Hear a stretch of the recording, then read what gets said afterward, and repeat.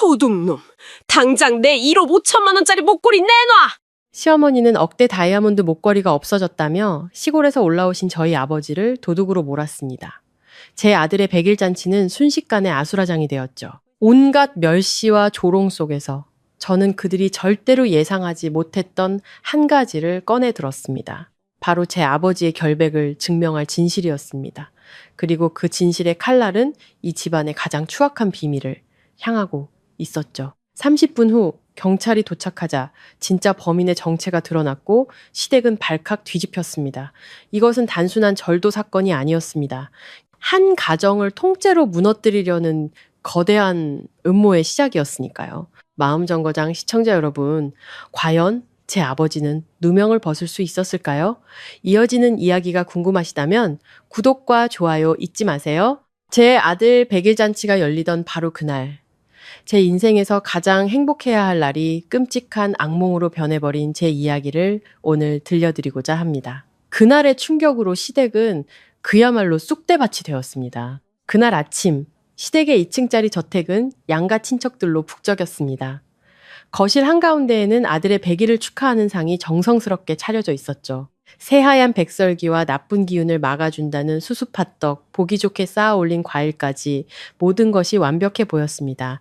여기저기서 들려오는 웃음소리, 아이들이 뛰어다니는 소리, 어른들이 상을 엎을라 조심하라고 소리치는 소리가 어지럽게 뒤섞였습니다. 저는 아들을 품에 안고 이 집안의 첫 장손인 제 아들의 백일 잔치가 무사히 끝나기만을 간절히 바랐습니다. 저희 아버지 박 선생은 새벽 첫 차를 타고 시골에서부터 그 먼 길을 올라오셨습니다. 낡았지만 하얗게 다려 입은 셔츠에 손수 키운 닭 2마리와 과일이 담긴 꾸러미를 들고서요. 방 한쪽 구석에 서서 흐뭇한 눈으로 외손자를 바라보는 아버지의 모습을 보니 저도 모르게 코끝이 찡해졌습니다.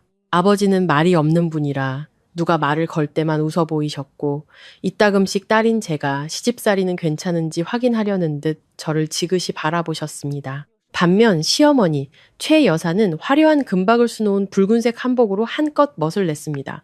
목에는 커다란 사파이어가 박힌 다이아몬드 목걸이가 번쩍이고 있었죠. 시어머니는 그 목걸이가 시어머니의 어머니에게서 물려받은 것이라며 값이 1억 5천만 원은 좋게 넘는다고 입버릇처럼 자랑하셨습니다. 친척들이 축하 인사를 건넬 때마다 시어머니는 마치 사람들이 못 볼까봐 걱정이라도 되는 듯 무심코 손을 들어 목걸이를 만지작거렸습니다. 온 가족이 기념사진을 찍기 위해 모여서려던 바로 그때였습니다. 갑자기 시어머니가 흠칫 놀라며 목을 더듬더니 날카롭게 소리쳤습니다. 어머나! 내 목걸이가 어디 갔지? 시어머니의 비명은 시끄럽던 거실을 순식간에 얼어붙게 만들었습니다. 웃고 떠들던 친척들도 모두 얼음처럼 굳어 시어머니를 쳐다봤습니다. 시어머니는 미친 사람처럼 자신의 목과 옷 주변을 뒤지더니 제게 댕돌아섰습니다. 분명히 여기 하고 있었는데 불과 10분 전까지만 해도 집안은 순식간에 아수라장이 되었습니다. 누군가는 소파 밑을 들여다보고 누군가는 백일상 주변을 살폈습니다. 저도 아들을 한쪽에 안고 쿵쾅거리는 심장을 애써 진정시켰습니다. 그때였습니다. 시어머니의 눈이 방 안을 한 바퀴 훑더니 저희 아버지에게 꽂혔습니다. 아버지는 잠시 덥다며 겉옷을 갈아입으러 안방에 들어갔다가 막 나오시는 길이었습니다. 아버지가 무슨 일인지 영문도 모른 채 서 있는데 시어머니가 아버지에게 손가락질하며 소리쳤습니다. 여기 낯선 사람, 우리 식구 아닌 사람이 저 양반 말고 또 누가 있어. 그 말은 제 심장에 박힌 얼음 송곳 같았습니다. 공기는 차갑게 얼어붙었고 제 숨소리마저 선명하게 들리는 듯 했습니다. 아버지는 얼굴이 하얗게 질린 채 그 자리에 얼어붙었지만 이내 허리를 꼿꼿이 펴고 천천히 입을 열었습니다. 저는 남의 물건에 손댄 적 없습니다. 시어머니는 즉시 악을 썼습니다. 도둑놈이 뻔뻔하게 발뺌까지 해? 방금 내 방에서 나왔으면서. 친척들이 웅성거리기 시작했습니다. 어떤 사람은 의심의 눈초리로 아버지를 쳐다봤고 어떤 사람은 곤란한 일에 엮이기 싫다는 듯 제 눈을 피했습니다. 저는 아들의 백일잔치 한가운데서 그저 망연자실할 뿐이었습니다.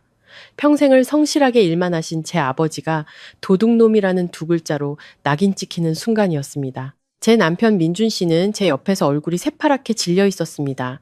그는 어머니와 장인을 번갈아 보며 어쩔 줄 몰라 하며 말했습니다. 어머니, 다시 한번 잘 찾아보세요. 어디 떨어뜨리셨을 수도 있잖아요. 시어머니는 아들에게 챈 돌아보며 소리쳤습니다. 너 지금 누굴 편드는 거야? 이 집에 저 양반 말고 외부인이 누가 있냐고. 아버지는 더 이상 변명하지 않으셨습니다. 그저 낮지만 분명한 목소리로 한마디 덧붙이셨을 뿐입니다. 필요하다면 제 몸을 뒤져보셔도 좋습니다. 그 말을 듣는 순간 제 심장은 터질 듯이 조여왔습니다.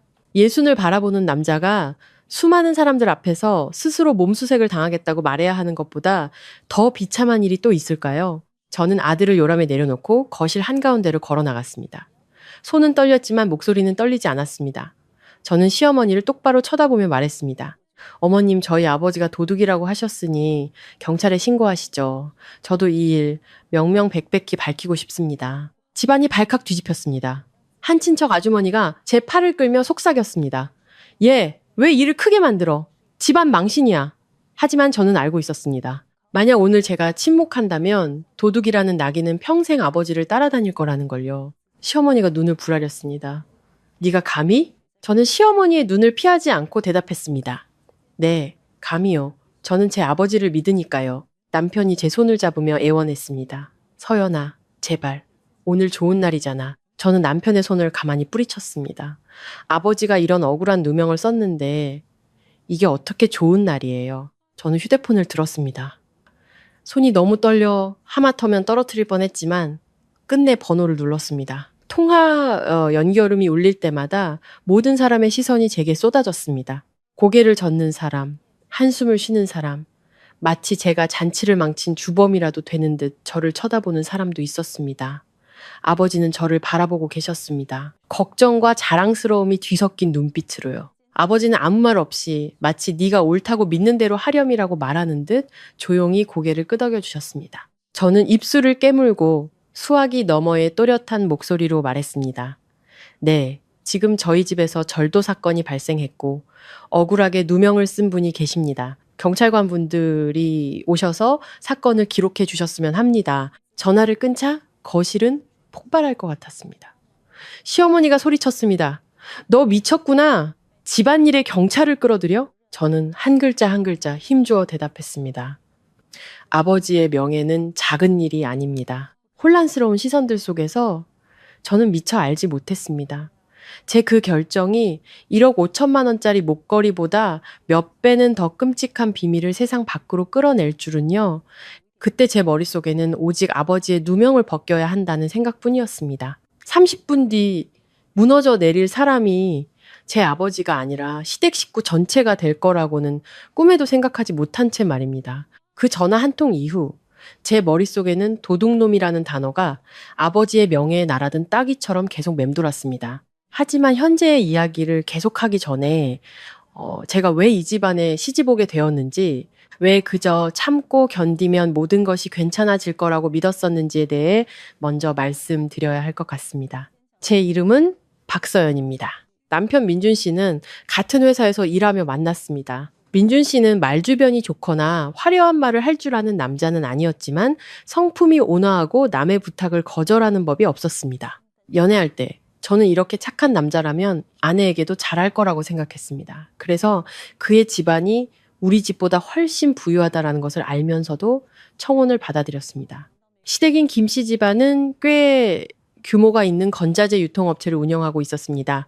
손님이 끊이지 않는, 소위 말하는 잘 나가는 집이었죠. 제가 며느리로 들어간 곳은 모든 것이 번쩍이는 그런 집이었습니다. 냉장고부터 소파까지 집안의 모든 물건은 주인의 권위를 보여주듯 제자리에 정돈되어 있었습니다.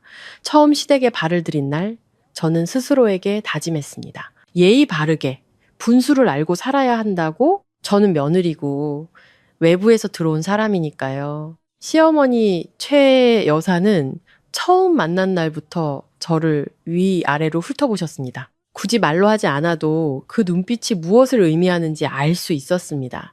마치 물건값을 매기듯 저를 뜯어보고 계셨죠. 시어머니는 저희 집이 뭘 하는지, 부모님은 어떤 분들인지, 땅은 있는지 등을 물었습니다. 저는 솔직하게 아버지는 건설 현장에서 일용직으로 일하시고 어머니는 시골집에서 텃밭을 가꾸신다고 말씀드렸습니다.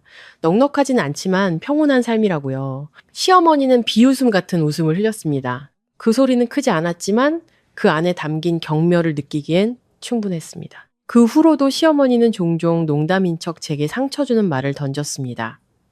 제가 처음으로 저녁상을 차렸을 때 시어머니는 음식을 쓱 훑어보더니 가볍게 말했습니다. 어머, 손이 참 야무지네. 시골에서 일한 솜씨가 어디 가겠어. 모르는 사람이 들으면 칭찬이라고 생각할 수도 있겠지만 당사자인 제게는 시골 출신 며느리 일만 하던 애 라는 낙인을 찍는 것처럼 들렸습니다. 저는 대꾸하지 않고 그저 웃어 넘겼습니다.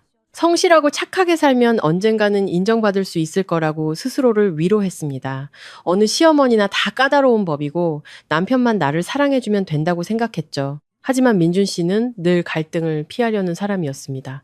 그는 제게 우리 엄마 원래 저러시니까 마음에 담아두지 말라고 속삭이곤 했습니다. 저는 그 말을 믿고 넘기려 했었습니다. 부부가 한 마음이면 시어머니와의 갈등도 언젠가는 해결될 거라고 믿었으니까요. 그 집에서 저를 가장 편안하게 해준 사람은 의외로 시아버지 김 회장이었습니다.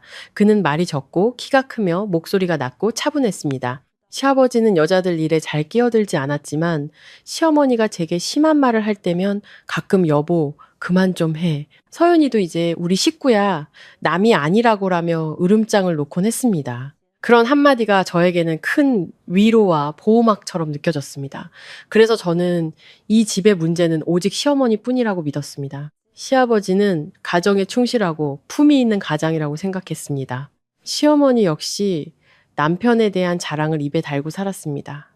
우리 양반은 정말 점잖은 사람이야. 어디 가서 허튼 짓 하는 법이 없지. 다른 남자들하고는 달라. 시어머니가 그렇게 말할 때마다 저는 조용히 듣고만 있었습니다. 저는 몰랐습니다. 사람들이 가장 크게 자랑하는 것이 가장 쉽게 부서질 수 있다는 것을요. 시간이 흐르면서 저는 조금씩 이상한 조각들을 발견하기 시작했습니다. 하루는 설거지를 하고 있는데 뒤뜰에서 시아버지가 통화하는 소리가 들렸습니다. 시아버지는 누가 들을까봐 아주 작은 목소리로 말하고 있었습니다. 목소리는 평소와 달리 이상할 정도로 낮고 부드러웠습니다. 친구나 사업 파트너와 통화하는 톤이 아니었습니다. 제가 밖으로 나가자 시아버지는 황급히 전화를 끊고 딴청을 부리며 물었습니다. 아가, 일 다 끝냈니? 저는 고개를 끄덕였지만 마음 한구석이 개운치 않았습니다. 제가 너무 예민한 거라고 자책하면서도요. 또 다른 날 시아버지는 새로 산 듯한 셔츠에 말끔하게 다린 바지 그리고 짙은 향수까지 뿌리고 외출 준비를 하셨습니다. 평소와는 전혀 다른 모습이었죠. 시아버지는 차키를 들고 시어머니에게 말했습니다. 오랜만에 옛 친구들 좀 만나고 오겠소. 시어머니는 활짝 웃으며 말했습니다. 잘 다녀오세요. 친구들도 만나고 해야죠. 우리 양반은 저렇게 모범적이라니까. 부엌에서 그 말을 듣는 저는 뭔가 이상하다고 느꼈습니다. 시아버지는 사람들과 어울리는 것을 즐기는 분이 아니었고 평소에는 편한 옷차림을 선호하셨으니까요. 왜 그날따라 파티에라도 가는 것처럼 꾸미셨을까요? 하지만 저는 이내 생각을 접었습니다. 저는 제 일과 시어머니의 눈치를 살피는 것만으로도 벅찼으니까요. 저희 아버지가 오실 때마다 아버지는 늘 겸손하고 예의 바르게 행동하셨습니다. 손에는 직접 키운 채소나 과일 같은 소박한 선물이 들려 있었죠. 아버지는 살갑게 구는 법은 모르셨지만 조용히 앉아 채소를 다듬거나 손주를 돌보는 등 묵묵히 제 몫을 하셨습니다. 시어머니는 저희 아버지를 탐탁지 않게 여겼지만 친척들 앞에서는 체면을 차렸습니다. 냉담하고 웃음이 적었지만 대놓고 무시하지는 않았습니다. 한 번은 아버지가 과일 바구니를 가져오셨는데 시어머니는 쳐다보지도 않고 무심하게 말했습니다. 네, 거기 두세요. 저는 아버지의 표정이 순간 굳어지는 것을 보았지만 아버지는 그저 온화하게 웃으며 아무렇지 않은 척 하셨습니다. 그때 저는 아버지가 너무 안쓰러웠지만 시어머니는 원래 저런 분이니 어쩔 수 없다고 생각했습니다. 그러다 제가 임신을 했습니다. 제 배가 불러오자 집안 분위기도 미묘하게 바뀌었습니다. 시어머니는 제게 관심을 보이기 시작했습니다. 하지만 그 관심은 저를 향한 것이 아니라 제 뱃속의 아이를 향한 것이었습니다. 시어머니는 초음파 검사 날짜를 묻고 의사가 뭐라고 했는지 성별은 무엇인지 캐물었습니다. 마치 자신만의 경사를 기다리는 사람처럼요.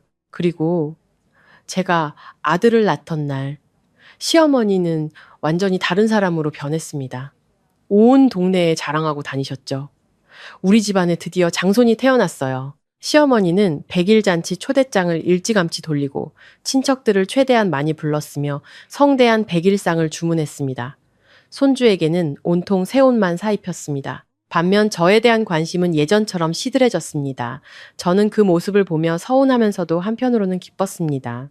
제가 아이를 낳는 도구처럼 느껴져 서운했지만 이제 시어머니가 손주에게 집중하며 저에 대한 간섭이 줄어들 거라 생각하니 기뻤습니다. 저는 정말로 장손이 태어났으니 모든 것이 순조로워질 거라고 믿었습니다. 조금만 더 노력하면 시어머니도 저를 예뻐해 주실 거고 이 집안도 저를 진짜 가족으로 받아들여 줄 거라고 스스로를 다독였습니다. 저는 전혀 알지 못했습니다. 풍족해 보이는 이 집안의 어둠 속에서 누군가 치밀한 계획을 준비하고 있었다는 것을요. 그 사람은 모든 친척이 모인 날 가장 기뻐야 할 그 순간을 노려 제 아버지의 명예를 제가 가족이라 불렀던 그 집 한가운데서 짓밟아버릴 치명적인 한 방을 준비하고 있었습니다. 아이를 낳은 후 저는 그저 제 본분을 다하며 아이를 잘 키우고 가정을 평화롭게 지키면 된다고 생각했습니다.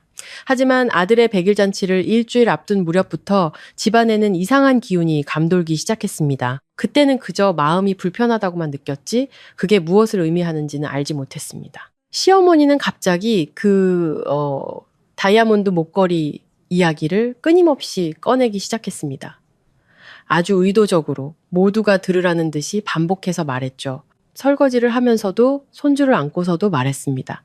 이 목걸이는 내게 가장 소중한 거야. 우리 장손 100일 잔치에는 이렇게 귀한 걸 해야 집안 체면이 서지. 다른 사람들이 우리 집을 우습게 보지 못하게 말이야. 저는 그 말을 들을 때마다 숨이 막혔습니다. 분명 아이의 날인데 시어머니에게는 자신의 체면을 과시할 기회일 뿐이었습니다. 어느 날 오후 제가 아이를 재우고 있는데 대문 밖에서 시어머니가 이웃과 이야기하는 소리가 들렸습니다. 시어머니는 특유의 높고 날카로운 목소리로 웃으며 말했습니다. 와서 보세요. 우리 장손 100일 잔치 아주 크게 할 거예요. 그때 내가 이 사파이어 목걸이를 하고 있어야 사람들이 우리 집안에 재산이 좀 있다는 걸 알지. 이웃이 몇 마디 칭찬을 건네자 시어머니는 더욱 의기양양해졌습니다. 마치 그 목걸이가 자신을 남들보다 우월한 존재로 만들어주는 것처럼요. 저는 원래 장신구에 관심이 없었지만 바로 그때 시아버지 김 회장의 이상한 반응을 목격했습니다. 한 번은 시어머니가 목걸이를 꺼내 거실 유리 탁자 위에서 닦고 있었는데 TV를 보던 시아버지가 갑자기 조용해졌습니다. 시아버지는 꽤 오랫동안 목걸이를 쳐다봤습니다. 그냥 훑어보는 것이 아니라 마치 무언가를 저울질하고 계산하는 듯한 눈빛이었습니다. 저는 그 눈빛을 보고 저도 모르게 등골이 서늘해졌습니다. 제가 무심코 물었습니다. 아버님 뭘 그렇게 보세요? 시아버지는 화들짝 놀라며 멋쩍게 웃었습니다. 아, 저 사파이어가 참 예뻐서. 하지만 그의 말투는 부자연스러웠고 무언가 들키고 싶지 않은 것을 감추려는 사람 같았습니다. 100일 잔치 전날 밤 시댁은 준비로 분주했습니다. 저는 방에서 아이를 돌보다가 가끔 필요한 것을 가지러 밖으로 나왔습니다. 밤 10시쯤이었을까요? 2층 발코니에서 아주 작게 속삭이는 소리가 들렸습니다. 저는 시어머니가 친척에게 전화로 자랑하는 줄 알았는데 그 목소리는 시아버지의 것이었습니다. 시아버지는 발코니 구석에 몸을 숨긴 채 누가 들을까봐 입을 가리고 통화하고 있었습니다. 제가 물을 가지러 나가다가 우연히 그가 하는 말을 똑똑히 들었습니다. 며칠만 더 기다려줘. 오빠가 곧 해결할게. 그 한마디에 제 심장이 쿵 내려앉았습니다. 해결한다니 무엇을요? 돈 문제일까요? 아니면 다른 문제일까요? 그때 그의 목소리는 친구와 대화하는 톤이 아니었습니다. 훨씬 다정하고 낮았습니다. 마치 누군가를 달래고 약속하는 남자의 목소리였습니다. 저는 일부러 발소리를 크게 내어 제가 있다는 것을 알렸습니다. 시아버지는 즉시 전화를 끊고 아무렇지 않은 척 안으로 들어왔습니다. 그는 저를 보며 아주 자연스럽게 물었습니다. 아가, 아직 안 자고 있었니? 저는 네, 아기물 좀 가지러요 라고 대답했습니다. 시아버지는 고개를 끄덕이고는 아무 말 없이 방으로 들어갔습니다. 그 순간부터 저는 이 집에 어떤 비밀이 기어다니고 있다는 것을 느꼈습니다. 단지 그 형체를 아직 보지 못했을 뿐이었죠. 100일 잔치 날 아침, 저는 아이가 보채는 바람에 일찍 일어났습니다. 아래층에서는 벌써 그릇 소리, 사람들 소리, 시어머니의 지시하는 소리로 소란스러웠습니다. 제가 아이를 안고 내려가니 시어머니는 한복을 갈아입으며 제게 아이에게 새 옷을 입히라고 잔소리를 하고 있었습니다. 제가 허둥대고 있을 때 시아버지가 시어머니 방으로 들어가는 것을 보았습니다. 꽤 오랫동안 머물렀습니다. 평소 시어머니는 남자가 왜 여자 방에 들어와라며 타박했기 때문에 그 시간에 시아버지가 방에 들어가는 것은 드문 일이었습니다. 그런데 그날은 문까지 닫았습니다. 제가 지나가다 보니 안에서 작게 말하는 소리가 들렸지만 내용은 알 수 없었습니다. 잠시 후 시아버지가 나왔는데 표정이 약간 굳어 있었습니다. 제가 묻기도 전에 시아버지가 말했습니다. 밖에 나가서 뭐 좀 사와야겠네. 그리고는 서둘러 나가셨습니다. 저는 그 뒷모습을 보며 이상하다고 생각했습니다. 이미 모든 준비가 끝났는데 시아버지가 직접 사러 나가야 할 것이 뭐가 있을까요? 시어머니는 묻지도 않고 손님 맞이에만 여념이 없었습니다. 남편 민준 씨도 테이블을 나르고 짐을 옮기느라 정신이 없었죠. 그 시간에 시아버지가 집을 나선 것을 아무도 신경 쓰지 않았습니다. 1시간쯤 지났을까요? 시아버지가 돌아왔습니다. 그날은 덥지도 않고 바람도 불었는데 시아버지의 이마에는 땀이 송골송골 맺혀 있었고 셔츠 깃도 축축했습니다. 그는 집에 들어서자마자 누가 자신을 보는지 확인하려는 듯 주위를 한번 휙 둘러봤습니다. 제가 아이를 안고 근처에 서 있다가 무심코 물었습니다. 아버님 힘드세요? 시아버지는 저를 보고 어색하게 웃었습니다. 잠깐 뛰어다녔더니 그리고는 제 눈을 피하며 안으로 쏙 들어가 버렸습니다. 저는 의심 많은 사람이 아니지만 그 모든 조각들이 머릿속에서 불길하게 맞춰지고 있었습니다. 저는 시아버지가 무언가를 숨기고 있고 그 일이 시어머니가 보물처럼 자랑하는 그 목걸이와 관련이 있을 거라고 느꼈습니다. 하지만 확실한 증거가 없었기에 그저 제가 너무 예민한 거라고 스스로를 다독였습니다. 집안이 분주하게 돌아가는 동안 저희 아버지는 거실에서 손주를 안고 조용히 달래주고 계셨습니다. 아버지는 집안을 돌아다니지도 시어머니 방 근처에는 얼씬도 하지 않으셨습니다. 아버지는 남의 집에 가면 안방 근처에는 가지 않는 조심스러운 분입니다. 하물며 멋대로 남의 방에 들어갈 리가 없죠. 저는 아버지의 성품을 알기에 아버지가 누명을 썼을 때 더욱 분노했던 겁니다. 그리고 모든 것은 마치 짜인 각본처럼 터져 나왔습니다. 시어머니가 목걸이를 잃어버렸다고 소리쳤을 때 시어머니는 즉시 단정지었습니다. 여기 외부인은 박서방님 아버님밖에 없어. 그 말투는 의심이 아니라 확신에 찬 단죄였습니다. 마치 범인을 정해두고 기다렸다는 듯이요. 그때 저는 시아버지 쪽을 쳐다봤습니다. 시아버지가 나서서 아버지를 변호해 주기를 최소한 아직 확실하지 않으니 기다려보자라고 말해주기를 바랐습니다. 하지만 시아버지는 그저 차가운 얼굴로 가만히 서 있었습니다. 그의 눈빛은 이상했습니다. 편들지도 반대하지도 않았습니다. 그는 저와 눈이 마주치자 황급히 고개를 돌렸습니다. 바로 그 회피하는 눈빛 때문에 제 심장은 무겁게 가라앉았습니다. 저는 무언가 잘못되었다는 것을 단순히 물건을 잃어버린 것이 아니라는 것을 직감했습니다. 하지만 그 순간에는 더 깊이 생각할 겨를이 없었습니다. 제가 아는 것은 단 하나. 만약 제가 이 일을 끝까지 파헤치지 않는다면 제 아버지의 명예는 외손자의 100일 잔치날 제가 한때 가족이라 부르려 애썼던 그 집에서 짓밟히고 말 거라는 사실뿐이었습니다. 제가 전화를 끊자마자 시어머니가 폭발했습니다. 최 여사는 손으로 테이블을 세게 내리쳤고 그 소리에 백일상까지 흔들렸습니다. 시어머니는 제 얼굴에 대고 손가락질하며 소리쳤습니다. 너 미쳤니, 박서연? 장손 100일 잔치에 경찰을 불러? 이 집안을 동네 망신거리로 만들 작정이야? 제가 대답하기도 전에 시어머니는 친척들을 향해 돌아섰습니다. 여러분, 좀 보세요. 며느리가 어떻게 이럴 수가 있어요? 저는 그 자리에 서서 전화기를 쥔 손을 떨면서도 이를 악물고 평정심을 유지했습니다. 지금 제가 약한 모습을 보이면 저들은 더욱 기세등등하게 아버지를 몰아붙일 거라는 걸 알았기 때문입니다. 저는 느리지만 분명하게 말했습니다. 일을 크게 만들고 싶지 않았어요. 하지만 어머님께서 방금 여러 사람 앞에서 저희 아버지를 도둑이라고 부르셨잖아요. 그게 바로 일을 크게 만드는 거예요. 시어머니가 눈을 부라렸습니다. 내 아비가 훔치지 않았다면 뭐가 무서워서 이래. 저는 시어머니를 똑바로 쳐다보며 대답했습니다. 훔치지 않았기 때문에 두렵지 않은 겁니다. 그 말에 분위기는 더욱 험악해졌습니다. 친척들은 웅성거리기 시작했습니다. 문가에 앉아있던 한 분이 옆 사람 팔을 끌며 속삭이는 소리가 들렸습니다. 어렴풋이 들리는 말만으로도 그들이 아버지를 의심하고 있다는 것을 알 수 있었습니다. 그들의 눈빛은 더 이상 손님을 대하는 눈빛이 아니었습니다. 죄인을 심판하는 듯한 눈빛이었죠. 저는 목이 메어왔습니다. 아버지는 여전히 의자에 허리를 꼿꼿이 세우고 앉아 계셨습니다. 두 손은 무릎 위에 놓여 있었고 얼굴은 슬픔과 강인함이 뒤섞여 있었습니다. 남편 민준 씨가 저를 계단 옆 구석으로 끌고 갔습니다. 그는 겁에 질린 목소리로 속삭였습니다. 서연아, 제발 그만해. 우리가 먼저 찾아보자. 경찰까지 오면은 집안 망신이야. 저는 남편을 돌아봤습니다. 속에서 불이 치밀어 오르는 것 같았습니다. 저는 크지 않지만 남편을 얼어붙게 만들기에 충분한 목소리로 물었습니다. 만약 당신 아버지가 이런 누명을 썼어도 그렇게 말할 수 있어요? 민준 씨는 입을 다물었습니다. 그의 침묵은 어떤 꾸짖음보다 더 저를 아프게 했습니다. 그것은 그의 눈에 제 아버지의 명예보다 자기 집안의 체면이 더 중요하다는 것을 인정하는 꼴이었으니까요. 저는 다시 아버지를 바라봤습니다. 그때 아버지가 입을 여셨습니다.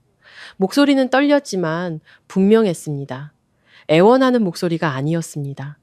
자신의 존엄을 지키려는 한 남자의 목소리였습니다. 필요하다면 제 몸을 뒤져보시오. 그 말은 제 심장에 비수처럼 꽂혔습니다. 저는 아버지가 그렇게까지 자신을 낮추는 모습을 견딜 수가 없었습니다. 저는 아버지께 다가가 어깨에 손을 얹고 작게 말했습니다. 아버지, 그런 말씀 마세요. 제가 다 밝힐게요. 아버지는 저를 보셨습니다. 온화한 눈빛이었지만 눈가는 붉게 충혈되어 있었습니다. 아버지는 그저 고개를 한번 끄덕이셨습니다. 마치 두려워 말라고 말하는 듯이요. 시어머니는 모든 것이 자신의 소나기에서 벗어날까봐 두려운 듯 다시 소리쳤습니다. 뒤져! 당장 뒤져봐! 아무것도 안 나오면 사과하면 될 거 아냐. 하지만 뭐라도 나오면 나 원망하지 마. 저는 그 말을 듣고 온몸이 차가워졌습니다. 시어머니에게 아버지의 명예는 그저 친척들 앞에서 내기할 수 있는 가벼운 물건에 불과했습니다. 바로 그때 시아버지 김 회장이 입을 열었습니다. 그는 거실 한가운데 서서 낮지만 누구의 편도 들지 않는 애매한 목소리로 말했습니다. 그만들 해. 시끄럽게 굴지 말고 다시 한번 잘 찾아보자고. 저는 시아버지를 쳐다봤습니다. 며느리가 된 이래 처음으로 시아버지가 제 눈을 피하는 것을 보았습니다. 그는 저를 똑바로 보지 못하고 바닥이나 다른 곳을 쳐다봤습니다. 마치 제 눈빛이 무언가를 폭로하기라도 할 것처럼요. 등골을 타고 차가운 기운이 흘렀습니다. 평범한 남자라면 장인이 억울한 누명을 썼을 때 최소한 결론이 날 때까지 기다려보자 라고 말했을 겁니다. 하지만 시아버지는 그저 시끄럽게 굴지 마라고만 했습니다. 그 말은 진실을 찾으려는 것이 아니라 사건을 덮으려는 사람의 말처럼 들렸습니다. 시어머니는 즉시 그 말을 물고 늘어졌습니다. 거봐, 우리 양반도 저렇게 말하잖아. 이 집안 체면이 얼마나 중요한데. 저는 시어머니에게 돌아섰습니다. 제 목소리는 얼음장처럼 차가워졌습니다. 체면은 남을 짓밟으면서 세우는 게 아니에요. 최 여사는 고개를 팍 돌렸습니다. 잘났어 정말. 경찰 오면 네가 다 알아서 해. 20분쯤 지났을까요? 대문 앞에서 차가 멈추는 소리가 들렸습니다. 심장이 거세게 뛰었습니다. 경찰관 2명이 엄숙한 표정으로 들어서자 집안은 절간처럼 조용해졌습니다. 웅성거리던 소리는 봐섰고 윙윙거리는 선풍기 소리와 구석에서 울던 아이가 울음을 그치는 소리만 들렸습니다. 경찰이 간단히 상황을 물었고 저는 짧게 설명했습니다. 시어머니께서 목걸이를 잃어버렸다고 하셨고 저희 아버지를 범인으로 지목하셨습니다. 억울한 누명을 벗기 위해 신고했습니다. 시어머니가 즉시 끼어들었습니다. 1억 5천만 원짜리예요. 아침 내내 하고 있다가 방금 없어졌다고요. 이 집안에서. 경찰은 모두에게 조용히 해달라고 요청한 뒤 목걸이가 없어진 시간대를 특정해달라고 했습니다. 분위기는 활시위처럼 팽팽했습니다. 모두가 숨을 죽였습니다. 저는 아버지를 보았습니다. 아버지는 태연한 척했지만 손을 꽉 쥐고 계셨습니다. 남편은 제 뒤에서 안절부절 못했고 시어머니는 내가 옳다는 듯 팔짱을 끼고 있었습니다. 시아버지는 이상할 정도로 조용했습니다. 그는 몇 걸음 걷다가 멈추기를 반복했습니다. 마치 목걸이가 아니라 다른 무언가 때문에 초조한 사람처럼요. 경찰은 고가의 재산이고 분쟁이 있는 만큼 집안의 CCTV를 확인하겠다고 제안했습니다. 시어머니는 처음에는 반대하려 했지만 친척들의 시선을 의식했는지 마지못해 동의했습니다. 민준 씨가 CCTV 시스템과 연결된 휴대폰을 가지러 달려갔습니다. 화면이 켜지자 모두의 시선이 화면에 집중되었습니다. 그리고 바로 그때 저조차도 등골이 오싹해지는 장면이 나타났습니다. 시어머니 침실 앞 복도를 비추는 카메라의 영상이 한동안 꺼져 있었습니다. 화면이 흐리거나 지지직거리는 게 아니라 아예 새까만 화면이었습니다. 경찰이 날카롭게 물었습니다. 이 구간은 왜 영상이 없습니까? 민준 씨가 더듬거렸습니다. 아마 기술적인 오류 같습니다. 하지만 저는 알고 있었습니다. 이 집의 카메라는 단 한 번도 고장 난 적이 없었습니다. 하필이면 이렇게 모든 사람이 모인 100일 잔치 날에요. 저는 화면 앞에 서서 귀가 웅웅거리는 것을 느꼈습니다. 저는 이 일이 단순히 물건을 잃어버린 것이 아님을 분명히 깨달았습니다. 만약 그냥 떨어뜨린 것이라면 왜 하필 그 시간에 카메라가 꺼져 있었을까요? 만약 단순한 실수였다면 왜 시어머니는 처음부터 아버지를 범인으로 단정했을까요? 그리고 만약 모든 것이 우연이었다면 왜 시아버지는 시끄럽게 굴지 말라고 말하며 제 눈을 피했을까요? 저는 입 밖으로 내뱉진 않았지만 확신할 수 있었습니다. 누군가 무대를 꾸몄고 저희 아버지는 그들이 꾸민 무대 위에서 범인 역할을 맡도록 떠밀렸을 뿐이라는 것을요. 경찰은 꺼진 카메라 영상을 보더니 단호하게 말했습니다. 지금부터 모두 제자리에 계십시오. 함부로 돌아다니지 마십시오. 저희가 각 방과 구역을 확인할 겁니다. 관련자분들은 소란 피우지 마시고 협조해 주시기 바랍니다. 그 말이 떨어지자 집안의 공기는 더욱 무겁게 가라앉았습니다. 조금 전까지 들리던 웃음소리는 온데간데 없고 서로 눈치를 보는 시선과 한숨, 그리고 원치 않는 일에 휘말린 친척들의 어색함만이 남았습니다. 시어머니는 경찰의 의심이 다른 사람에게 향할까봐 두려운 듯 즉시 목소리를 높였습니다. 제가 분명히 말하는데 저는 저 박 선생이 제일 의심스러워요. 시어머니는 아버지를 향해 손가락질하며 확신에 찬 목소리로 말했습니다. 저 양반은 외부인이고 집안을 이리저리 돌아다녔으니 누가 알겠어요. 저는 그 말을 듣고 분노와 슬픔이 동시에 치밀어 올랐습니다. 아버지는 그 자리에 앉아 허리는 꼿꼿했지만 얼굴은 분노로 붉어져 있었습니다. 아버지는 여자와 말싸움을 하거나 욕을 하는 분이 아니었습니다. 그저 한마디 하셨을 뿐인데 그 한마디에 방 안의 모든 사람이 침묵했습니다. 내 명예가 1억 5천만 원보다 못하단 말이요? 그 말은 제 가슴에 망치질을 하는 것 같았습니다. 저는 눈물을 삼키려 애썼지만 결국 터져나오고 말았습니다. 목걸이 때문도 시어머니의 욕설 때문도 아니었습니다. 태어나서 처음으로 아버지가 사람들 앞에서 자신의 명예를 스스로 변호해야 하는 억울한 상황에 부딪힌 것이 너무나 슬펐습니다. 평생을 일하며 거칠어진 손으로 누구에게도 아쉬운 소리 한 번 안 하신 분인데 오늘 외손자의 100일 잔치에서 도둑놈 소리를 듣고 있었습니다. 저는 눈물을 닦고 꿋꿋이 서 있으려 노력했습니다. 남편 민준 씨는 저를 보며 눈빛이 흔들렸지만 이내 시선을 돌렸습니다. 마치 어느 편에 서야 할지 결정하기 두려운 사람처럼요. 시아버지 김 회장은 여전히 무서울 정도로 침묵을 지키고 있었습니다. 그는 와인 장식장 옆에 서서 두 손을 주머니에 찔러 넣고 바닥만 내려다보고 있었습니다. 그의 침묵은 더 이상 제가 알던 점잖음이 아니었습니다. 무언가를 억누르고 회피하는 듯한 침묵이었습니다. 저는 시아버지를 보며 막연한 느낌을 받았습니다. 저 남자는 겉보기와 달리 이 사건과 전혀 무관하지 않다는 것을요. 경찰은 거실부터 시작해 시어머니 침실 근처를 조사하기 시작했습니다. 그들은 아주 구체적으로 물었습니다. 목걸이는 어디에 보관하셨습니까? 평소에는 어디에 두시나요? 시어머니는 즉시 대답했습니다. 아침 내내 목에 하고 있었어요. 한복으로 갈아입을 때 잠시 빼서 장롱 안보석함에 넣었다가 다시 착용했죠. 손님들 맞을 때까지만 해도 분명히 있었어요. 경찰은 고개를 끄덕이더니 시어머니를 흠칫하게 만드는 질문을 던졌습니다. 침실 열쇠는 누가 가지고 있습니까? 최 여사는 아주 잠깐, 정말 찰나의 순간이었지만 당황하는 기색을 보였습니다. 저는 그 순간을 놓치지 않았습니다. 시어머니는 남편을 흘끗 쳐다보더니 재빨리 대답했습니다. 저만 가지고 있어요. 항상 제가 챙겨요. 경찰이 다시 물었습니다. 다른 사람은 열쇠가 없습니까? 네, 없어요. 하지만 경찰은 시아버지에게로 고개를 돌렸습니다. 김 회장님, 예비 열쇠를 가지고 계십니까? 김 회장은 살짝 움찔하더니 대답했습니다. 집사람이 잊어버릴 때를 대비해서 하나 가지고 있소. 시어머니가 즉시 날카롭게 받아쳤습니다. 그이가 가진 거나 내가 가진 거나 마찬가지죠. 이 집 주인이니까요. 시어머니는 마치 두 사람이 열쇠를 가진 것이 당연한 일인 것처럼 말하며 더 이상의 의심을 차단하려 했습니다. 하지만 제 머릿속에는 아침에 시어머니가 옷을 갈아입던 순간이 떠올랐습니다. 그 시어머니는 분명 거실 테이블 위에 핸드백을 놓아두고 안으로 들어갔습니다. 그러면서 제게 소리쳤죠. 서연아, 가방 좀 봐줘. 그때 저는 아이를 안고 있어서 네라고 대답만 하고 돌아섰습니다. 만약 시어머니가 열쇠를 항상 지니고 다닌다면 그때 열쇠는 어디에 있었을까요? 핸드백 안이었을까요? 아니면 방 안이었을까요? 생각할수록 시어머니의 말이 앞뒤가 맞지 않았습니다. 경찰은 장롱과 보석함을 계속해서 조사했습니다. 그들은 장갑을 끼고 아주 조심스럽게 서랍 하나하나를 살폈습니다.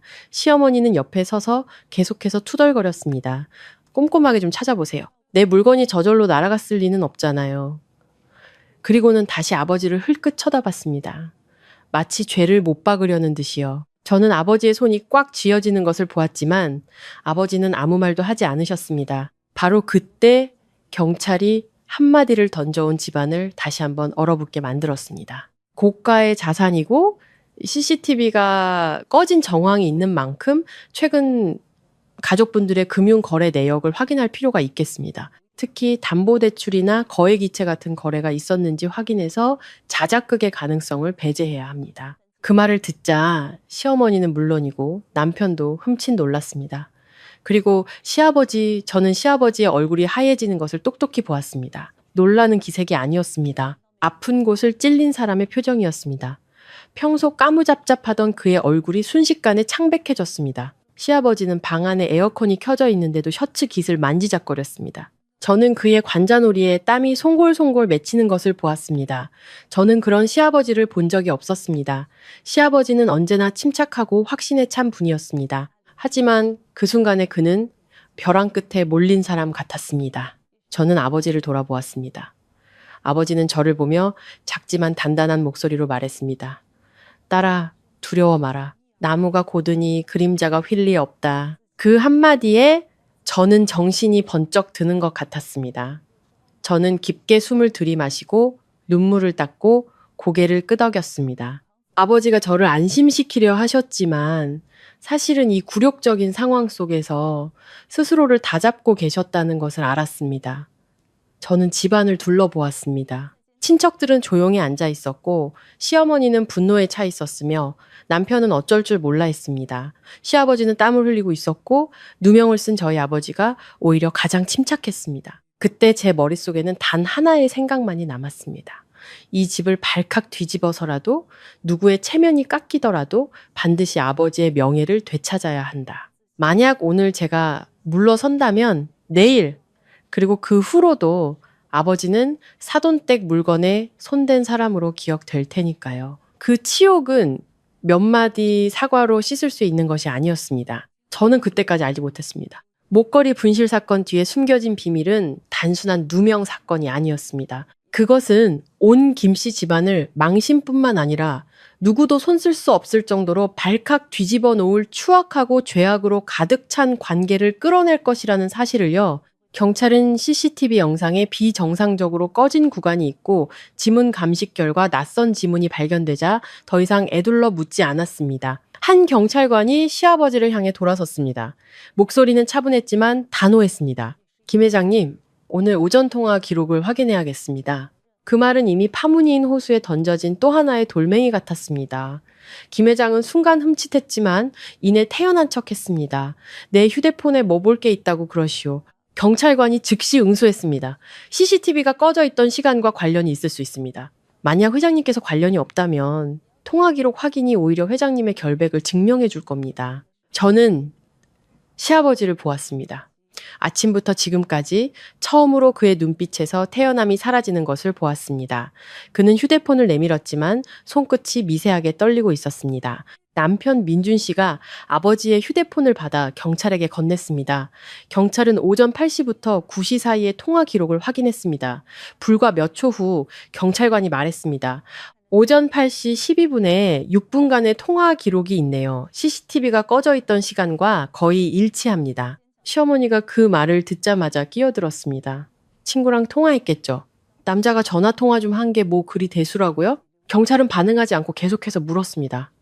저장된 이름이 DH인데 누구십니까? 시아버지는 서두르듯 빠르게 대답했습니다. 옛 친구요. 그 대답은 이 복잡한 상황에 비해 너무나 짧고 단순했습니다. 경찰은 시스템을 통해 해당 번호의 명의자를 즉시 조회했습니다. 1분도 채 되지 않아 경찰관이 고개를 들었습니다. 이 번호 2002년생 이다혜 씨 명의로 되어 있습니다. 거실은 무덤처럼 조용해졌습니다. 제 심장이 가슴 속에서 세차게 뛰는 소리가 들렸습니다. 2002년생, 28살, 제 나이와 같았습니다. 저는 시아버지를 똑바로 쳐다봤습니다. 등골을 타고 차가운 기운이 흘렀습니다. 옛 친구라고요? 저랑 동갑인 옛 친구요? 아버님? 제 목소리는 크지 않았지만 한 글자 한 글자가 무거운 돌처럼 떨어졌습니다. 제 옆에 서 있던 민준 씨는 얼굴이 새하얗게 질린 채 굳어버렸습니다. 그는 아버지를 돌아봤습니다. 그의 눈빛은 더 이상 아버지를 향한 절대적인 신뢰가 아니었습니다. 믿음의 심장부에 따귀를 맞은 사람의 눈빛이었습니다. 경찰은 거기서 멈추지 않았습니다. 목걸이의 가치와 비슷한 금액의 거래가 있었을 수 있으니 최근 은행 거래 내역도 확인해야겠습니다. 시어머니가 눈살을 찌푸렸습니다. 은행 거래랑 이게 무슨 상관이에요? 경찰관이 대답했습니다. 자작극의 정황이 있기 때문에 최근에 비정상적인 거래가 있었다면 명확히 해야 합니다. 민준 씨는 잠시 망설였지만 결국 아버지의 휴대폰을 받아 은행 앱을 열었습니다. 제 마음의 준비가 되었었는지는 모르겠습니다. 하지만 거래 내역이 화면에 나타나는 순간 거실의 모든 것이 얼어붙었습니다. 3일 전 정확히 1억 5천만 원이 이체된 기록. 수신자는 이다혜 시어머니가 숨을 헐떡였습니다. 누구한테 돈을 보낸 거예요? 왜 난 몰랐어요? 시어머니의 목소리는 더 이상 날카롭지 않았습니다. 기댈 곳을 잃어버린 사람의 목소리였습니다. 시아버지는 더듬거리며 말했습니다. 사업상, 파트너에게. 하지만 경찰이 말을 잘랐습니다. 그렇다면 왜 목걸이 가격과 정확히 일치합니까? 1억 5천만 원, 단 1원도 틀리지 않습니다. 거실은 숨소리 하나 들리지 않을 정도로 고요했습니다. 친척들조차 감히 숨을 크게 쉬지 못했습니다. 저는 아버지를 보았습니다. 아버지는 그 자리에 앉아 안타까운 눈빛으로 상황을 지켜보고 계셨습니다. 하지만 처음처럼 긴장하지는 않으셨습니다. 아버지는 이야기의 흐름이 바뀌고 있다는 것을 알고 계셨습니다. 저는 마음속에서 고통과 분노가 동시에 치밀어 올랐습니다.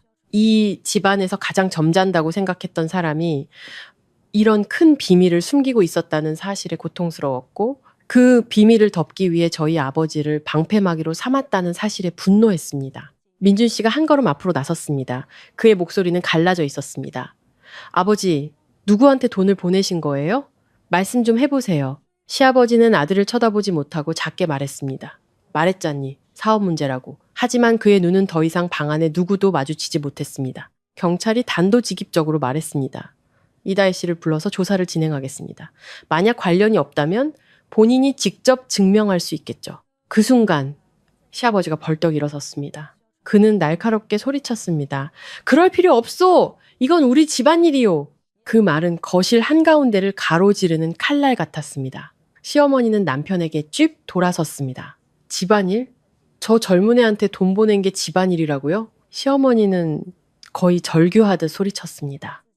민준 씨는 아버지를 보며 분노와 실망이 뒤섞인 눈으로 물었습니다. 아버지, 대체 뭘 숨기시는 거예요? 경찰이 더 말하지 않아도 저는 알 수 있었습니다. 만약 정말 옛 친구고 사업 파트너라면 경찰서에 불러 조사하겠다는 말에 저렇게 격렬하게 반응할 리가 없습니다. 이건 우리 집안일이라는 그 말은 이것이 단순한 목걸이 분실 사건이 아니라 더 크고 추악한 비밀이라는 것을 스스로 인정한 셈이었습니다. 시어머니는 몇 걸음 뒤로 물러서며 의자 팔걸이를 붙잡았습니다. 목소리가 떨렸습니다. 여보, 말해줘요. 내가 생각하는 그런 거 아니라고 말해줘요. 하지만 시아버지는 침묵했습니다. 그의 침묵은 그 어떤 고백보다 더 끔찍했습니다. 친척들은 서로 눈치를 보기 시작했습니다. 그들의 시선은 의심에서 경악으로 바뀌어 있었습니다. 저는 거실 한가운데 서서 한 가지 사실을 명확히 깨달았습니다. 그날 없어진 것은 1억 5천만 원짜리 목걸이만이 아니었습니다.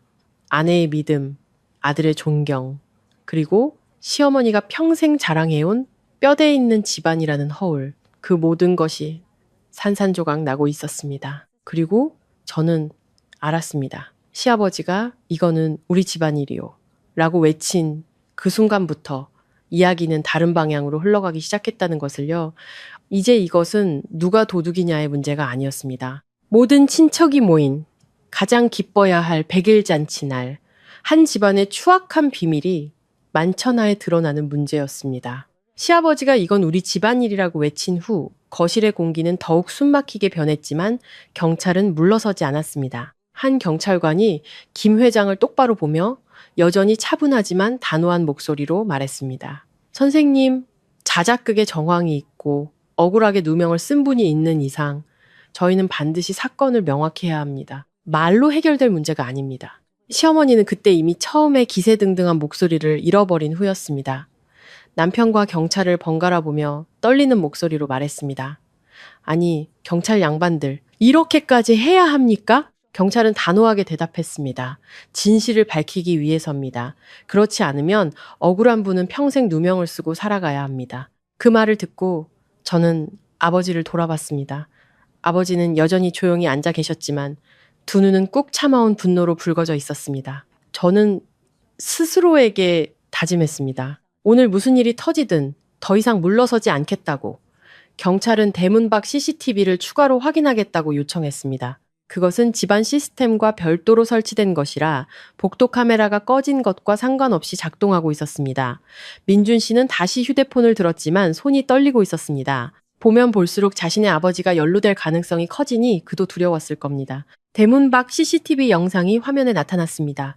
경찰은 오전 시간대로 영상을 돌렸고 이내 온 집안을 침묵하게 만든 장면이 나왔습니다. 오전 8시가 조금 넘은 시각, 시아버지가 대문을 열고 밖으로 나갔습니다. 누가 볼까봐 서두르는 모습이었습니다. 그리고 10분쯤 뒤 다시 돌아왔습니다. 경찰이 화면을 멈추고 확대했습니다. 시아버지의 손에는 작은 검은색 주머니가 들려 있었습니다. 시어머니는 믿을 수 없다는 듯 눈을 깜빡였습니다. 저게 뭐예요? 민준 씨는 화면을 뚫어져라 쳐다봤고 얼굴이 굳어 있었습니다. 저는 등골이 오싹해졌습니다. 아침에 시아버지가 뭐 좀 사온다며 나갔던 기억이 생생하게 떠올랐기 때문입니다. 경찰이 김 회장에게 직접 물었습니다. 오전 8시경에 이 주머니를 들고 외출하셨는데 안에 무엇이 들어 있었습니까? 시아버지는 마른 침을 삼키며 애써 침착하게 대답했습니다. 약국에 가서 약을 좀 사왔소. 시어머니는 마치 지푸라기라도 잡는 심정으로 그 말에 매달렸습니다. 거봐요. 저 양반이 나 먹을 약 사러 갔다 온 거라니까요. 괜한 상상하지 마세요. 하지만 경찰은 고개를 젓고 화면을 가리키며 말했습니다. 약을 사셨다면 약국 봉투나 영수증이 있었을 겁니다. 이 주머니는 개인 물품을 담는 주머니 같습니다. 그리고는 시아버지의 차 트렁크를 확인하겠다고 요청했습니다. 트렁크 확인이라는 말이 떨어지자 시아버지의 몸이 순간 굳어지는 것을 보았습니다. 낯선 지문 이야기가 나왔을 때와 똑같은 반응이었습니다. 아주 짧은 순간이었지만 저는 알 수 있었습니다. 그는 두려워하고 있었습니다. 민준 씨가 놀라서 물었습니다. 트렁크는 왜요? 경찰이 대답했습니다. 통상적인 절차입니다. 물건의 이동 경로를 확인하는 중입니다. 시어머니는 공황 상태에 빠진 듯 소리치기 시작했습니다. 안 돼요. 그건 우리 집 차예요. 당신들 마음대로 할 권리 없어요. 하지만 경찰은 단호했습니다. 협조하지 않으시면 경찰서로 동행을 요구할 수밖에 없습니다. 선택은 가족분들이 하시는 겁니다. 시어머니는 주위를 둘러봤습니다. 친척들은 더 이상 그녀의 편이 아니었습니다. 그들의 눈에는 호기심과 두려움만이 가득했습니다. 최 여사는 이를 악물고 힘없이 말했습니다. 알았어요. 확인하세요, 그럼. 모두가 주차된 차로 향했습니다. 저는 아이를 안고 문가에 서서 그들을 지켜봤습니다. 심장이 터질 것처럼 뛰었습니다. 아버지는 제 뒤에서 계셨습니다. 아무 말 없이 그저 마땅히 받아야 할 정의를 기다리는 사람처럼 뜰을 바라보고 계셨습니다. 민준 씨가 아버지의 차 트렁크를 열었습니다. 트렁크 덮개가 열리고 모두가 안을 들여다봤습니다. 목걸이는 없었습니다. 시어머니가 안도의 한숨을 내쉬려는 순간 한 경찰관이 몸을 숙여 트렁크 구석에 끼워져 있던 얇은 종이 봉투를 꺼내 들었습니다. 그는 봉투에서 종이를 꺼내 쓱 훑어보더니 높이 들어 올렸습니다. 전당포 영수증입니다. 전당포라는 두 글자를 듣는 순간 저는 다리에 힘이 풀리는 것 같았습니다. 시어머니가 비명을 질렀습니다. 뭐라고요? 경찰은 또렷하게 읽어 내려갔습니다. 어제 날짜로 담보가치 1억 5천만 원. 그리고 아래 서명란에 서명인 김판석. 저는 다리가 후들거렸습니다. 민준 씨는 그 자리에 못 박힌 듯 서서 입만 벌린 채 아무 말도 하지 못했습니다. 뒤에 있던 친척들은 어머나 하고 소리를 지르더니 이내 입을 다물었습니다. 모두가 이것이 돌이킬 수 없는 순간이라는 것을 깨달았기 때문입니다. 시어머니는 비틀거리며 다가가 영수증을 낚아챘습니다. 마치 찢어 없애버리고 싶다는 듯이 노려봤습니다. 그리고 남편에게 참 돌아서며 갈라진 목소리로 소리쳤습니다. 말해봐요. 이게 오해라고 말해줘요. 설명 좀 해보란 말이에요. 하지만 시아버지는 그저 서 있을 뿐이었습니다. 얼굴은 창백했고 이마에는 땀이 흥건했습니다. 그는 아무 말도 하지 못했습니다. 그의 침묵은 가장 명백한 자백이었습니다. 경찰이 무겁지만 명확한 목소리로 말했습니다. 현재로서는 본인이 직접 재산을 처분하고 거짓 현장을 꾸민 것으로 의심할 충분한 근거가 있습니다. 동기를 명확히 하기 위해 협조해 주시기 바라며 가족분들께서는 다른 사람에 대한 무고를 즉시 멈춰 주시기 바랍니다. 저는 울음이 터져 나왔습니다. 하지만 그 눈물은 목걸이 때문도 시댁의 붕괴 때문도 아니었습니다. 아버지의 누명이 벗겨졌다는 안도감 때문이었습니다. 저는 아버지의 손을 잡고 메인 목소리로 말했습니다. 아버지, 이런 수모를 겪게 해드려서 죄송해요. 아버지는 저를 보며 지친 눈빛으로 가볍게 말했습니다. 진실은 언젠가 드러나는 법이다. 바로 그때 시어머니가 이성을 잃었습니다. 그녀는 시아버지에게 달려들어 모든 사람이 보는 앞에서 뺨을 세차게 내리쳤습니다. 짝하는 소리가 마당에 날카롭게 울려 퍼졌습니다. 시어머니는 눈물을 쏟아내며 울부짖었습니다. 어떤 년한테 돈을 갖다 바친 거야. 말해. 당신이 그러고도 사람이야? 내 며느리 아버지한테 도둑 누명을 씌워? 시아버지는 비틀거리며 뺨을 감쌌습니다. 고개를 푹 숙인 채 아무 말도 하지 못했습니다. 민준 씨는 충격과 굴욕감에 어쩔 줄 몰라 했습니다. 마치 자신의 세상이 무너져 내린 것 같았습니다. 그리고 저는 아들을 더 꽉 껴안았습니다. 그 따기 소리가 울려 퍼지는 순간 김씨 집안은 공식적으로 산산조각 났다는 것을, 그리고 그 균열은 다시는 예전으로 돌아갈 수 없다는 것을 깨달았습니다.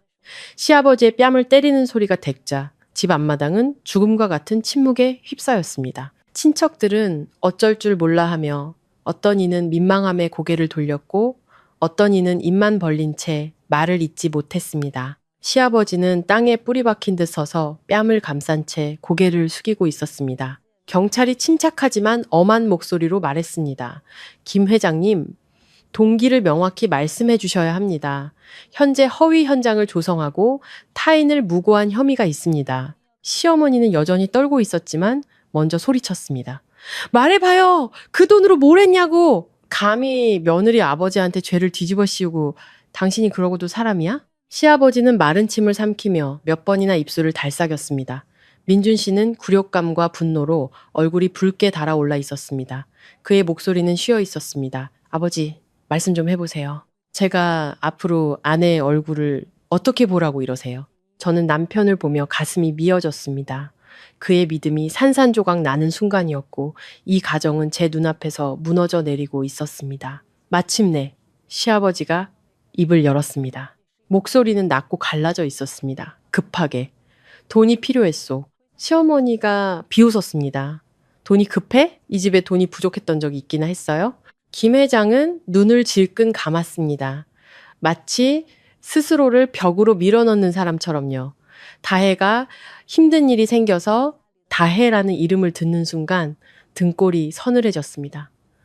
저는 한 걸음 앞으로 나서서 시아버지를 똑바로 쳐다봤습니다. 무슨 힘든 일이기에 온 가족의 명예를 팔아야 했나요? 무슨 힘든 일이기에 저희 아버지께 누명을 씌우는 연극까지 하셨어요? 제 질문은 비수와 같았습니다.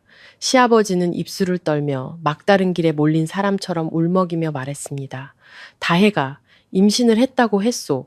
마당에 있던 모든 사람이 벼락을 맞은 듯 굳었습니다. 시어머니는 입을 떡 벌리더니 이내 숨막히는 울음을 터뜨렸습니다. 민준 씨는 폭발했습니다. 그는 충격에 목소리가 갈라진 채 소리쳤습니다. 아버지, 제정신이세요? 그 여자는 제 아내랑 동갑이에요. 부끄러운 줄 아세요? 저는 남편의 어깨가 떨리는 것을 보았습니다. 그렇게 이성을 잃은 남편의 모습은 처음이었습니다. 시어머니는 남편의 가슴을 치며 울부짖었습니다. 날 배신했어. 날 배신하고도 모자라 며느리 아버지한테 죄를 뒤집어 씌워? 당신 정말 악마다. 악마야. 시아버지는 저항하지 않고 그저 모든 것을 체념한 사람처럼 서 있었습니다. 경찰이 모두를 진정시키고 관계가 언제부터 시작되었는지 물었습니다. 시아버지는 고개를 숙이고 땅에 대고 말하듯 작은 목소리로 대답했습니다. 1년. 좀 넘었소. 시어머니가 비명을 질렀습니다. 1년? 내가 그런 것도 모르고 당신이랑 1년을 살았단 말이야? 시어머니는 제게로 돌아섰습니다. 붉게 충혈된 눈으로 이를 갈며 말했습니다. 네, 나이랑 똑같단다. 우리 양반이 세상에. 그리고는 숨을 쉬지 못하는 사람처럼 가슴을 부여잡고 주저앉았습니다. 저는 그 자리에 못 박힌 듯 서 있었습니다. 그 순간 저는 어떤 통쾌함도 느끼지 못했습니다. 그저 소름이 돋을 뿐이었습니다. 예순을 바라보는 남자가 점잖고 모범적인 가장이라는 가면을 쓰고 며느리와 동갑인 젊은 여자와 부적절한 관계를 맺어왔다는 사실, 생각만 해도 역겨웠습니다. 경찰이 계속해서 물었습니다. 이다혜 씨에게 이체한 1억 5천만 원은 무슨 용도였습니까? 시아버지는 이 상황을 끝내고 싶다라는 듯 빠르게 대답했습니다. 아이 문제를 해결하기 위해서. 민준 씨가 차 트렁크 덮개를 세게 내리치며 소리쳤습니다. 어떻게 해결해요? 그 사람한테 무슨 짓을 하려고 했어요? 시아버지가 겁에 질려 말했습니다. 아니, 그런 게 아니야. 병원비랑 약값이 필요하다고 해서. 저는 시아버지를 보며 차갑게 말했습니다. 그리고 어머님께는 차마 말씀드릴 용기가 없어서 어머님 목걸이를 전당포에 맡기고 저희 아버지께 누명을 씌우기로 하신 거군요. 맞죠? 김 회장은 침묵했습니다. 그의 침묵은 가장 확실한 대답이었습니다. 경찰이 모든 경위를 진술하라고 요구하자 시아버지는 넋이 나간 사람처럼 털어놓기 시작했습니다. 급하게 돈이 필요했고 아내가 거액 이체 사실을 알게 될까 두려워 전날 목걸이를 몰래 전당포에 맡겼다고 실토했습니다. 그리고 집안에 사람이 많이 모이는 100일 잔치 날을 노려 목걸이 분실 소동을 일으켰다고요. 그는 저희 아버지가 외부인이고 시골 출신에 말이 없어 의심하기 가장 쉬운 대상이라고 판단했다고 했습니다. 시어머니가 한마디만 소리치면 모든 의심이 자연스럽게 낯선 사람에게 쏠릴 것이라고 계산했던 겁니다. 그 말을 듣는 저는 온몸이 떨렸습니다. 저는 메인 목소리로 물었습니다. 카메라 전원은 왜 뽑으셨어요? 그가 기어 들어가는 목소리로 대답했습니다. 더 진짜처럼 보이게 하려고. 저는 누군가 제 목을 조르는 것 같았습니다. 추악한 비밀을 덮기 위해 치밀하게 계획된 더러운 연극, 그리고 그 대가는 아버지의 명예였습니다. 경찰은 허위 현장 조성과 무고행위는 피해자의 고소 여부와 정도에 따라 법적으로 처벌될 수 있다고 명확히 밝혔습니다. 그 말을 듣자 시어머니가 공황 상태에서 깨어난 듯 했습니다. 시어머니는 경찰 앞으로 달려가 그대로 무릎을 꿇었습니다. 눈물 콧물을 쏟아내며 애원했습니다. 제발 사건으로 만들지 말아주세요. 저희가 알아서 해결하겠습니다. 제발 부탁입니다.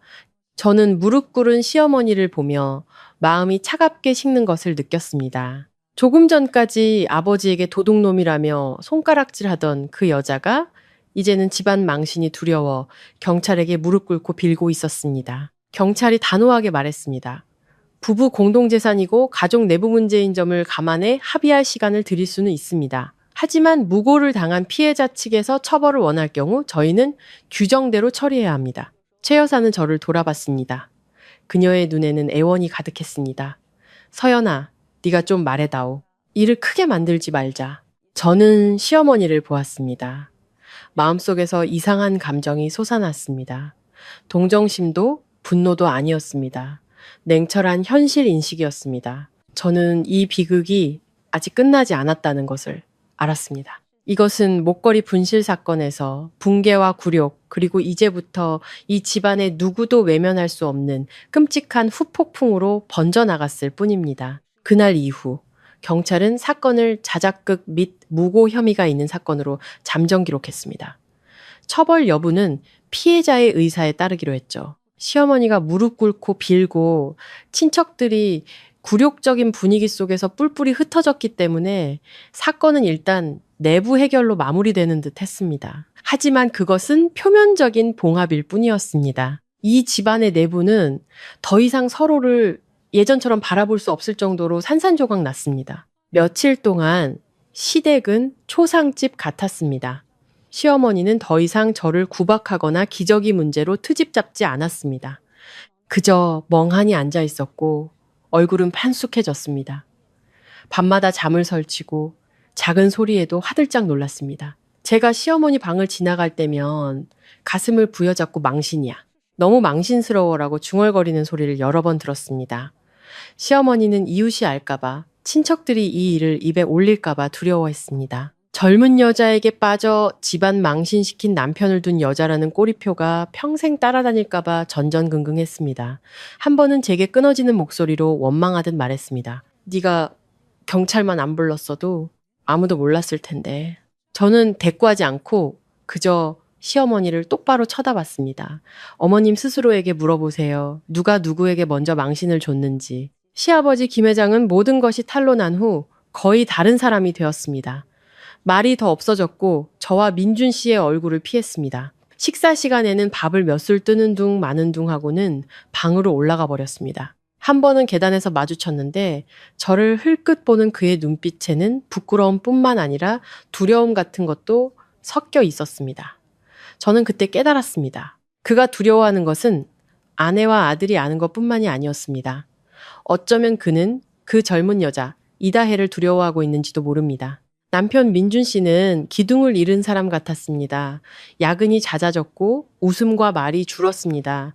더 이상 그냥 넘어가자는 말을 하지 않았습니다. 어느 날 밤 그는 등을 돌리고 누워 아주 오랫동안 한숨을 쉬었습니다. 저는 그가 자식으로서의 굴욕감과 남편으로서의 죄책감 사이에서 괴로워하고 있다는 것을 알았습니다. 하지만 제 마음속에서 가장 중요한 것은 아버지의 누명이 벗겨졌다는 사실이었습니다. 저는 다음 날 바로 아버지께 전화를 걸어 다시 한번 사과드렸습니다. 아버지는 그저 너는 아이나 잘 키워라. 아빠는 괜찮다라고만 하셨습니다. 그 말을 들으니 더욱 목이 메었습니다. 저는 모든 것이 점차 가라앉을 거라고 생각했습니다. 진실은 밝혀졌고 모두가 아버지가 결백하다는 것을 알게 되었으니까요.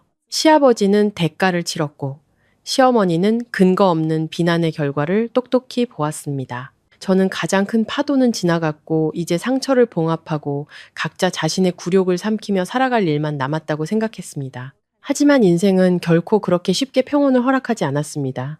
3일 뒤 제가 아이를 재우고 있던 오후였습니다. 대문 밖에서 우편 배달부의 목소리가 들렸습니다. 민준 씨가 나가서 받아온 것은 발신인이 없는 옅은 노란색 봉투였습니다. 그는 봉투를 보며 미간을 찌푸렸습니다. 누가 이런 걸 보냈지? 시댁에서 이런 편지를 받는 거는 드문 일이라 저도 이상하게 생각했습니다. 민준 씨는 거실에서 바로 봉투를 뜯었습니다. 불과 1초 후 그의 얼굴이 새하얗게 질렸습니다. 제가 다가가 보니 봉투 안에는 여러 장의 컬러 인화 사진이 들어있었습니다. 시아버지가 젊고 화려한 옷차림의 여자와 호텔 로비에서 아주 가깝게 서 있는 사진이었습니다. 엘리베이터에 함께 타는 사진도 있었죠. 여자의 손이 시아버지의 팔을 꽉 잡고 있었습니다. 너무나 선명해서 부인할 수 없는 사진이었습니다. 쓱 보기만 해도 사진 속 여자가 이다혜라는 것을 알 수 있었습니다. 봉투 안에서는 작은 메모지 한 장이 더 떨어졌습니다. 또박또박 쓰인 차가운 글씨체. 일이 더 커지는 걸 원치 않으면 3억 원을 추가로 준비하세요. 저는 그 글을 읽고 소름이 돋았습니다. 민준 씨는 메모지를 구겨질 정도로 꽉 쥐었습니다. 그는 이를 갈며 말했습니다. 이 여자가 우리를 협박하고 있어. 제가 대답하기도 전에 시어머니가 나쁜 예감이라도 한 듯 방에서 뛰쳐나왔습니다. 사진을 본 시어머니는 비명을 지르며 소파에 주저앉았습니다. 세상에, 이게 끝이 아니었어? 시어머니는 머리를 감싸쥐고 입술을 떨며 중얼거렸습니다. 날 아주 죽이려고 작정했구나. 소란의 시아버지가 아래층으로 내려왔습니다. 사진을 보자마자 그는 못 박힌 듯 그 자리에 섰습니다. 얼굴은 하얗게 질렸고 입술을 굳게 다물었습니다. 시어머니는 시아버지에게 달려들어 가슴을 치며 울부짖었습니다. 이 집을 이만큼 망가뜨린 걸로도 부족해요? 이제 3억을 더 달란대요. 이 집까지 팔아넘길 작정이에요? 김 회장은 반박하지 못했습니다. 그저 작은 목소리로 이리 줘봐라고 말할 뿐이었습니다. 그는 메모지를 받아들고 그 글자들을 훑어봤습니다. 저는 똑똑히 보았습니다. 그가 두려워하고 있다는 거를요? 아내의 꾸짖음이나 아들의 경멸이 아니었습니다.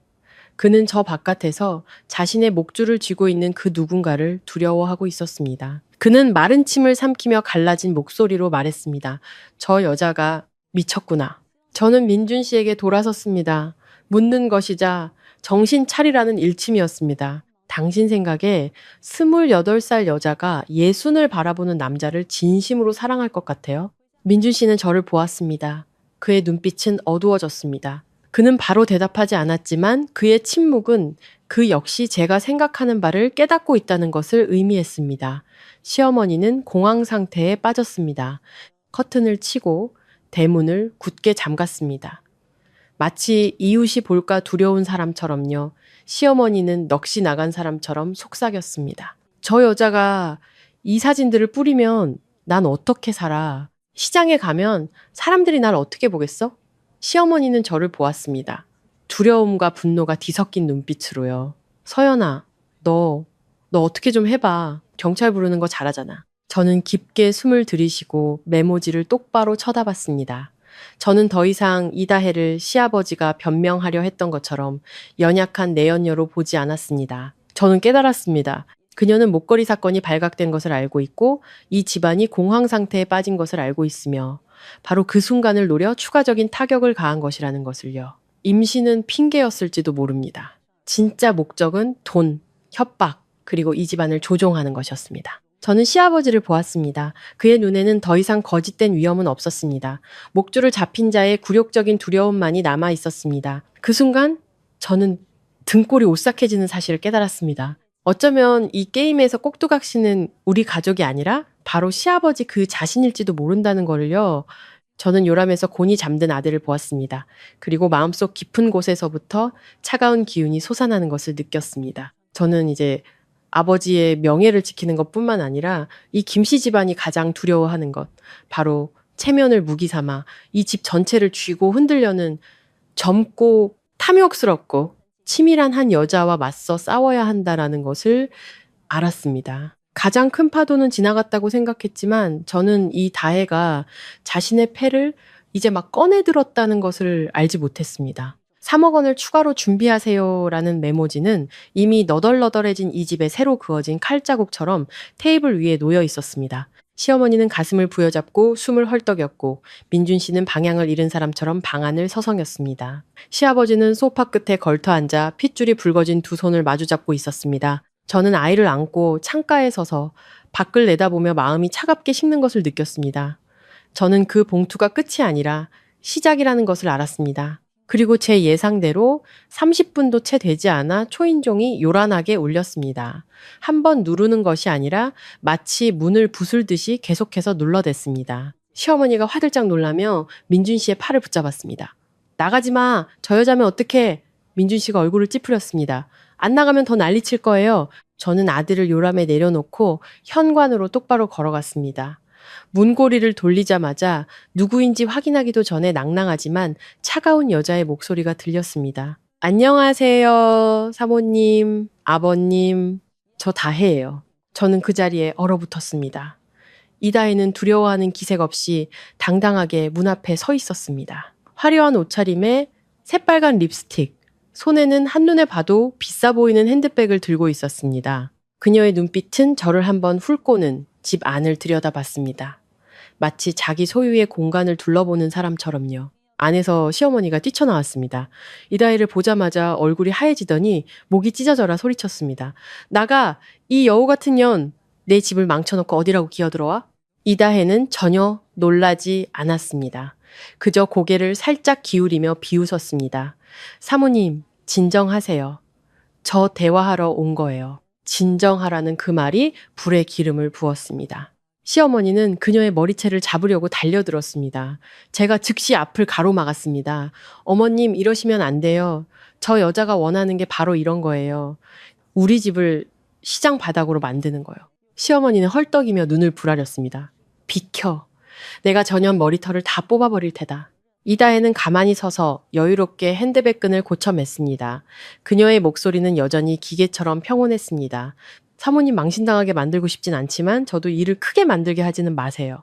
바로 그때 시아버지가 안에서 나왔습니다. 저는 그의 얼굴에서 핏기가 완전히 가시는 것을 보았습니다. 그는 이다혜를 보며 입술을 떨었습니다. 다혜야, 네가 어떻게 여기에... 이다혜는 시아버지를 향해 돌아섰습니다. 원망과 협박이 뒤섞인 눈빛으로요. 제가 와야죠. 제 아이가 아비 없는 자식으로 태어나게 할 순 없잖아요.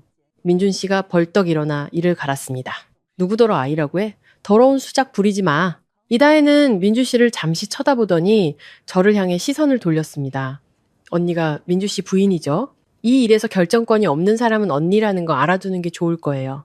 저는 그녀를 똑바로 쳐다보며 차갑게 말했습니다. 결정권은 진실에 있어. 그리고 진실은 누구도 두려워하지 않아. 이다혜는 피식 웃더니 휴대폰을 꺼내 스피커폰으로 녹음 파일을 틀었습니다. 시아버지의 다정한 목소리가 거실에 선명하게 울려 퍼졌습니다. 자기야, 소란 피우지 마. 오빠가 돈은 어떻게든 마련할게. 시어머니는 두 번째 따귀를 맞은 사람 같았습니다. 제 팔을 꽉 붙잡고 쉰 목소리로 말했습니다. 세상에, 저 양반이 전현을 뭐라고 부른 거야. 이다혜가 녹음을 끄고 입꼬리를 올렸습니다. 더 틀어드릴까요? 저는 깊게 숨을 들이쉬고 목소리를 가다듬었습니다.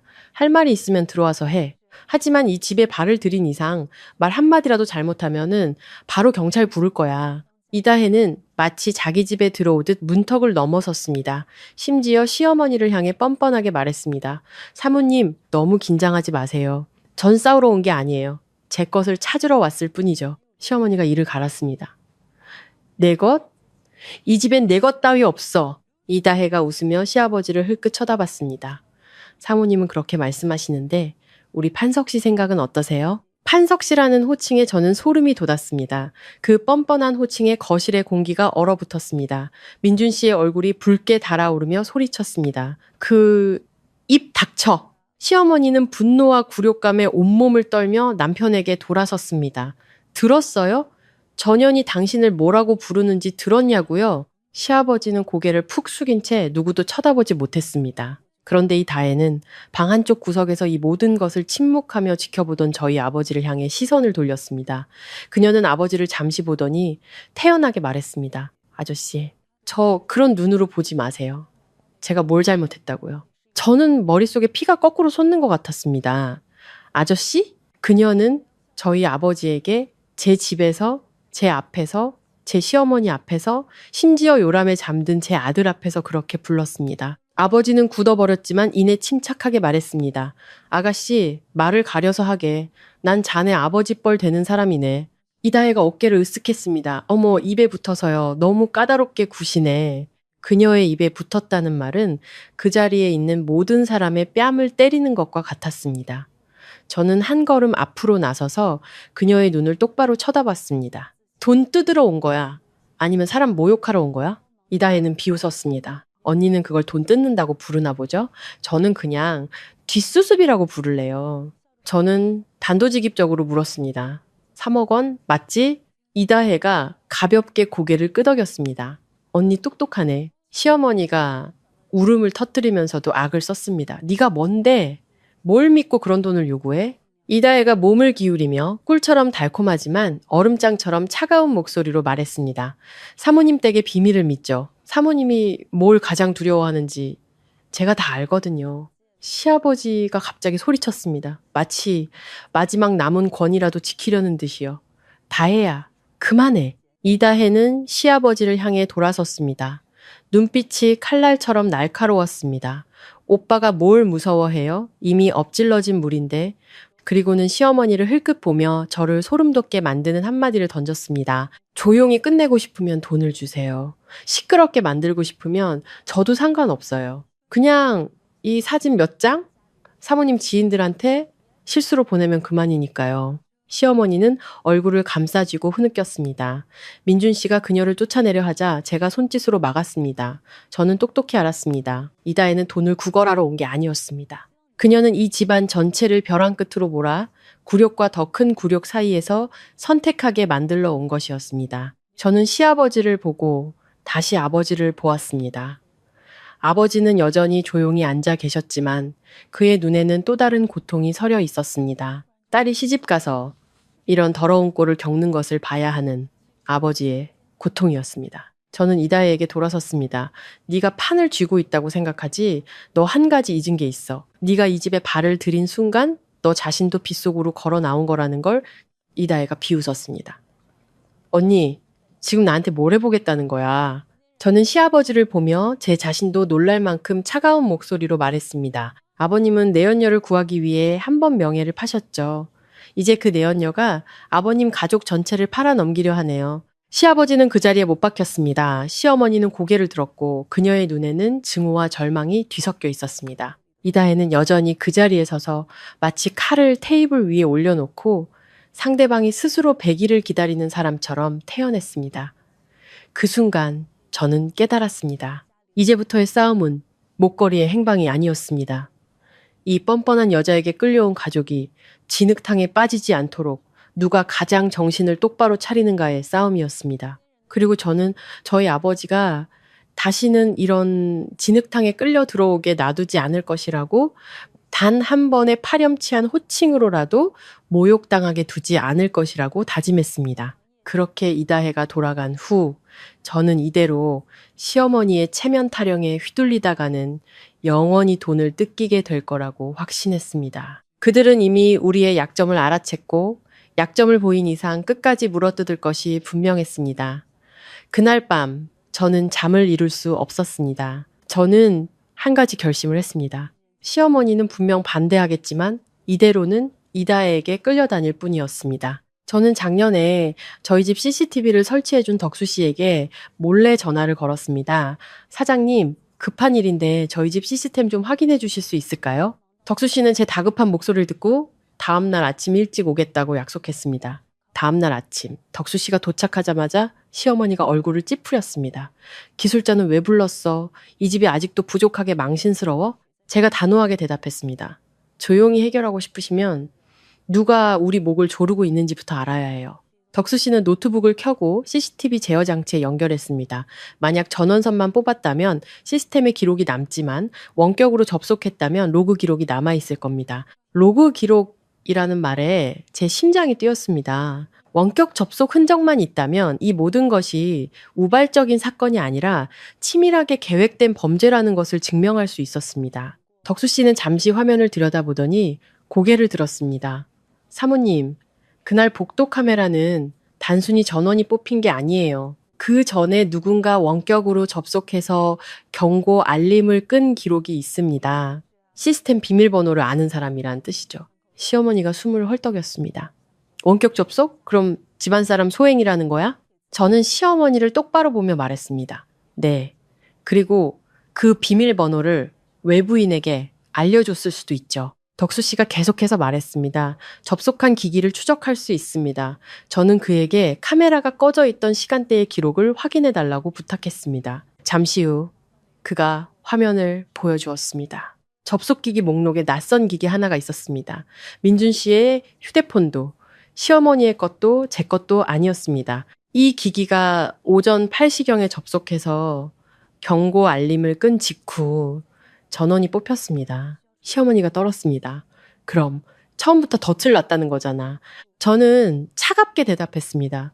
덫을 놓지 않았다면 이다혜가 무슨 자신감으로 이 집에 들어와 3억을 요구했겠어요? 저는 민준 씨에게 이다혜의 전화번호를 받아 덕수 씨에게 건넸습니다. 이 번호랑 접속기기 사이에 연관성이 있는지 확인해 주세요. 몇 분 후 덕수 씨가 긴장된 얼굴로 말했습니다. 가능성이 아주 높습니다. 해당 기기가 이 번호와 같은 지역에 네트워크에 접속한 기록이 있고 접속 시간대도 겹칩니다. 다시 말해 이다혜는 단순히 돈을 뜯어내는 것이 아니라 사전에 계획을 세우고 이 범죄에 가담했다라는 뜻이었습니다. 그 순간 시어머니가 넋이 나간 듯 중얼거렸습니다. 세상에, 저 년이 무대를 꾸미고 우리 가족 전체를 꼭두각시로 만들었어. 저는 시아버지를 똑바로 쳐다보며 퇴로를 남기지 않고 말했습니다. 아버님, 들으셨어요. 그 여자는 아버님을 지갑으로밖에 생각 안 하는데 언제까지 그 여자를 감싸실 건가요? 시아버지는 입술만 달싹일 뿐 아무 말도 하지 못했습니다. 바로 그때 초인종이 울렸습니다. 중년의 남성 한 분이 들어섰습니다. 전당포 주인이었습니다. 제가 미리 연락해둔 것이었죠. 그는 주위를 둘러보더니 조심스럽게 입을 열었습니다. 그 전날 김 회장님이 물건을 맡기셨고 다음날 이 아가씨가 찾아왔었습니다. 그는 이다혜의 사진을 보며 말했습니다. 자기가 서류 처리를 돕는 사람이라고 하더군요.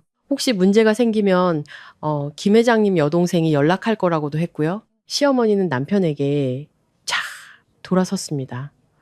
들었어요? 전현이 당신을 조종한 거야. 전부 다 꾸민 짓이라고. 시아버지는 고개를 숙인 채 온몸이 무너져 내리는 듯 했습니다. 민준 씨는 폭발했습니다. 그럼 처음부터 우리 집을 감시하고 있었다는 거잖아. 저는 기다리지 않고 이웃집 CCTV에서 미리 확보해둔 영상을 틀었습니다. 100일 잔치 이틀 전 이다혜가 저희 집 대문 앞에서 안을 들여다보며 휴대폰을 만지작거리는 모습이 담겨 있었습니다. 저는 휴대폰을 테이블 위에 내려놓았습니다. 이건 우연이 아니에요. 민준 씨가 소리쳤습니다. 저 여자가 우리 집을 염탐했어. 시어머니는 가슴을 부여잡고 숨을 몰아쉬었습니다. 이런 망신을 내가 어떻게 살아. 시아버지는 소파에 주저앉아 두 손으로 머리를 감쌌습니다. 이다혜는 그 자리에 없었지만 저는 모든 증거 속에서 그녀의 비웃음 소리를 듣는 것 같았습니다. 젊은 나이에 이토록 치밀한 계산을 할 수 있는 사람은 결코 충동적으로 움직이지 않습니다. 저는 이 모든 상황을 한마디로 정리했습니다. 욕심이 없었다면 덫에 걸리지 않았겠죠. 하지만 덫을 놓은 건 명백히 그 여자예요. 시어머니가 울먹이며 물었습니다. 그럼 이제 어떻게 해야 하니? 저는 모두를 똑바로 쳐다보며 단호하게 말했습니다. 이제부터 저 여자가 다시 한번 이 집에 나타나면 내부에서 해결하지 않겠습니다.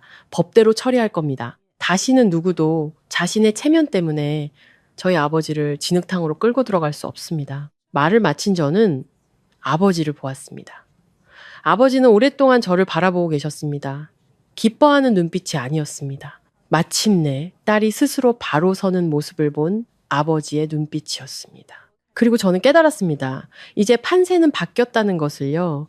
이다혜는 더 이상 시댁의 머리 꼭대기에 서 있지 못할 겁니다. 그리고 만약 그녀가 다시 한번 이 집을 위협한다면 저는 그녀에게 뻔뻔함의 대가가 무엇인지 똑똑히 가르쳐 줄 것이었습니다. 모든 증거가 드러난 그날 오후 예상대로 초인종이 다시 울렸습니다. 이다혜였습니다. 그녀는 여전히 당당한 모습으로 들어섰습니다. 하지만 눈빛은 더 날카롭고 차가워져 있었습니다. 그녀는 저를 보며 비웃었습니다. 서연 씨, 그렇게 똑똑한 척 하더니 좀 곤란하게 됐네. 그리고는 거실 한가운데서 치명적인 한 방을 날렸습니다. 언니, 근데 그 요람에 누워있는 아기 정말 이 집안의 진짜 장손 맞아요? 온 집안이 얼어붙었습니다. 시어머니는 숨을 쉬지 못했고 민준 씨는 눈을 크게 뜬 채 굳어버렸습니다. 이것은 더 이상 돈 문제가 아니었습니다. 이 집안이 스스로를 의심하고 서로를 물어뜯게 만들어 제가 모아온 모든 증거를 무의미하게 만들려는 파괴 공작이었습니다. 시어머니가 저를 보며 떨리는 목소리로 물었습니다. 서연아, 저게 무슨 소리야? 저는 시어머니가 가장 두려워하는 것이 무엇인지 깨달았습니다. 돈을 잃는 것이 아니었습니다. 장손이라는 명예, 평생을 자랑해온 그 명예를 잃는 것이었습니다. 이다혜는 태연하게 말했습니다. 글쎄요, 궁금하시면 아드님께 직접 물어보세요. 민준 씨가 폭발했습니다. 그 입 닥쳐. 어디서 그런 망발을 해? 이다혜가 어깨를 으쓱했습니다.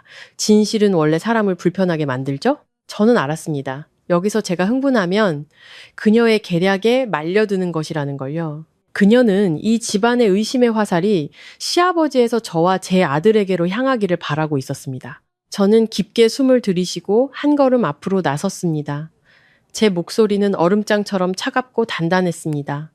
네가 거짓을 꾸며낼 수 있다면 나는 진실을 증명할 수 있어. 저는 망설이지 않고 휴대폰을 꺼내 미리 녹음해 두었던 파일을 틀었습니다.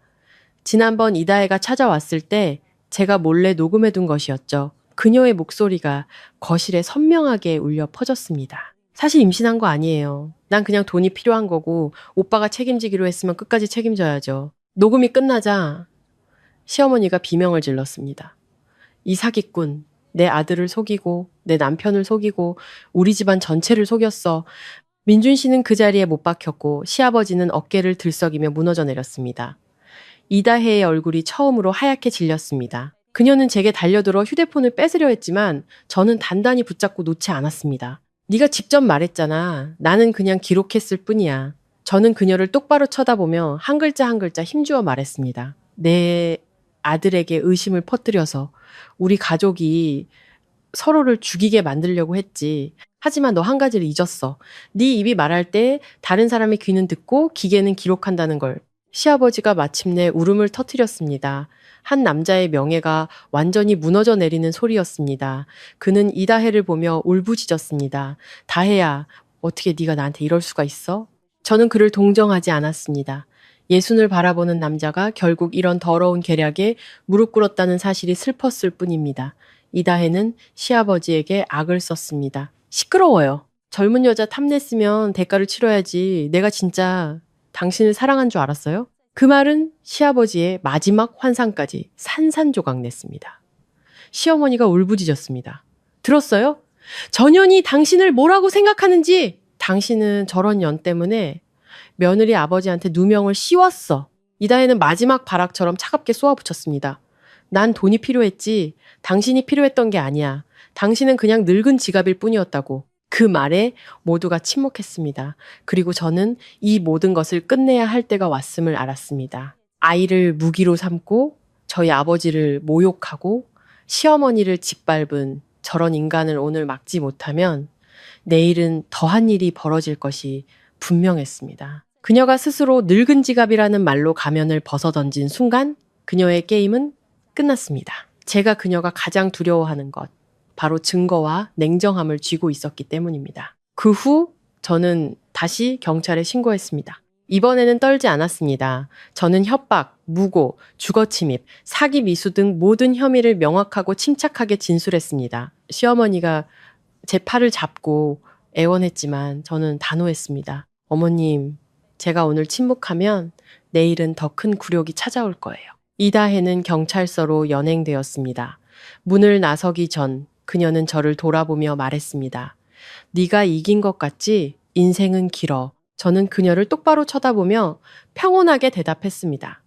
인생이 기니까 쓰레기는 더 일찍 치워야지. 문이 닫혔습니다. 시아버지는 무고 및 재산 횡령 혐의로 조사를 받게 되었습니다. 우리가 고소를 취하하면 정상 참작은 되겠지만 기록은 남을 것이라고 했습니다. 한때 집안의 기둥이었던 남자가 범죄자처럼 조서를 꾸미는 모습을 보며 저는 어떤 통쾌함도 느끼지 못했습니다. 그저 슬펐습니다. 민준 씨가 제게 다가와 쉰 목소리로 말했습니다. 미안해. 장인어른께 그런 굴욕을 겪게 해서 정말 미안해. 저는 남편을 보며 눈물도 원망도 없이 말했습니다. 사과는 기억을 지우지 못해요. 그저 당신이 잘못을 바로잡을 기회를 얻는 것뿐이에요. 남편은 처음으로 제 눈을 피하지 않고 고개를 끄덕였습니다. 저는 아버지를 모시고 집을 나섰습니다. 제가 직접 아버지의 짐을 들었습니다. 마치 제가 아버지에게서 빼앗겼던 존중을 돌려드리는 것처럼요. 대문 앞에서 아버지가 작게 말씀하셨습니다. 딸아, 그만하면 됐다. 돌아가서 가정을 지켜라. 저는 아버지를 보며 목이 메었지만 분명하게 대답했습니다. 가정은 존중받는 곳이어야지 굴욕을 삼키는 곳이 아니에요, 아버지. 저는 떠나기 전 시댁 식구들에게 마지막으로 말했습니다. 제가 이 집에 계속 머물기를 원하신다면 어머님은 모든 친척 앞에서 저희 아버지께 공개적으로 사과하세요. 아버님은 그 여자와 다시는 연락하지 않겠다는 각서를 쓰시고 전당포 빚을 스스로 해결하세요.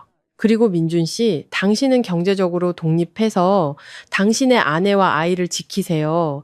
이 조건들을 지키지 못한다면 저는 아이를 데리고 나가겠습니다. 더 이상 단 하루도 이렇게 살지 않을 겁니다. 아무도 반대하지 못했습니다. 아버지는 요람해서 제 아들을 안아들었습니다. 곤히 잠든 손주를 보며 아버지가 메인 목소리로 속삭였습니다. 우리 강아지, 할아버지는 가난해도 도둑질은 안 했단다. 저는 그 말을 듣고 눈물이 터져 나왔습니다. 그 말은 누구에게 증명하기 위한 말이 아니었습니다. 가장 깊은 자존심의 상처를 입은 한 남자가 스스로에게 건네는 위로였습니다. 집으로 돌아오는 길에 저는 한 가지 사실을 명확히 깨달았습니다. 사람들은 1억 5천만 원짜리 목걸이나 친척들 앞에서의 체면 같은 것들이 아주 소중하다고 생각합니다. 하지만 결국 우리가 끝까지 지켜야 하는 것은 나를 낳아준 부모님의 명예이고 훗날 내 아이 앞에서 떳떳하게 고개를 들 수 있는 양심이라는 것을요. 저는 그날 비로소 제 갈 길을 정했습니다. 쉽지는 않겠지만 허리를 꼿꼿이 펴고 걸어갈 수 있는 길이었습니다.